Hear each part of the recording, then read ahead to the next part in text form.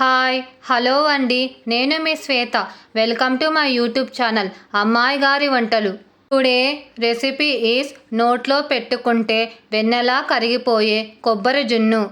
కొబ్బరి జున్నుని చాలా సింపుల్గా 5 నిమిషాలలో ఇంట్లో ఉండే వాటితో ఎలా తయారు చేసుకోవాలో చూద్దాం. మరెందుకు ఆలస్యం, let us start the recipe.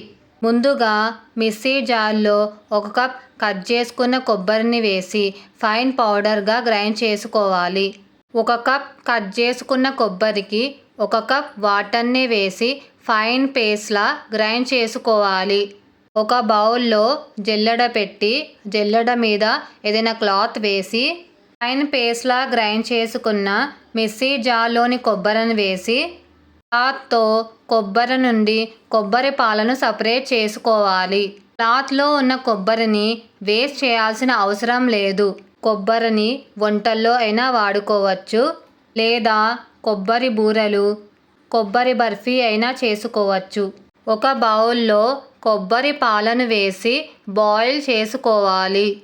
కొబ్బరి పాలు బాయిల్ అయ్యి పొంగు వచ్చేటప్పుడు గరిటెతో కలపాలి. తర్వాత 1/2 కప్ షుగర్ వేసి అది కరిగేంత వరకు గరిటెతో కలుపుకోవాలి. 1 కప్లో 2 టేబుల్ స్పూన్ కార్న్ఫ్లోర్కి సరిపడా వాటర్ని వేసి ఉండలు లేకుండా కలుపుకున్న మిశ్రమాన్ని పాలలోకి వేసి గరిటెతో కంటిన్యూస్గా కలుపుతూనే ఉండాలి. ఇలా గరిటెతో కలపడం వలన ఉండలు కట్టకుండా ఉంటుంది. పాలు సగానికి అయ్యేంత వరకు గరిటెతో కలుపుతూనే ఉండాలి. కన్సిస్టెన్సీ థిక్గా వస్తే చాలు, దించేసుకోవాలి. అది చల్లారాక ఒక ప్లాస్టిక్ బౌల్లోకైనా స్టీల్ బౌల్లోకైనా ట్రాన్స్ఫర్ చేసుకోవాలి. ఎయిర్ గ్యాప్స్ లేకుండా ఈ మిశ్రమాన్ని 2 to 3 టైమ్స్ ట్యాప్ చేసి టైట్ మూత మూసి ఫ్రీజర్లో 1 to 2 అవర్స్ పెట్టాలి.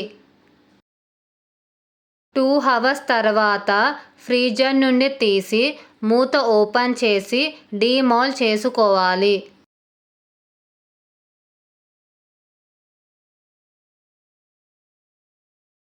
చూడండి ఎంత పర్ఫెక్ట్గా వచ్చిందో.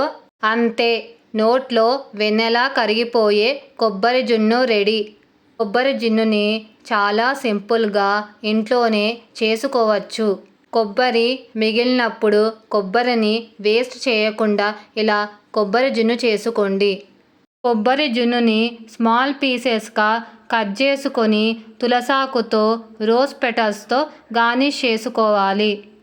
మీకు ఈ రెసిపీ నచ్చితే ఒక లైక్ చేయండి.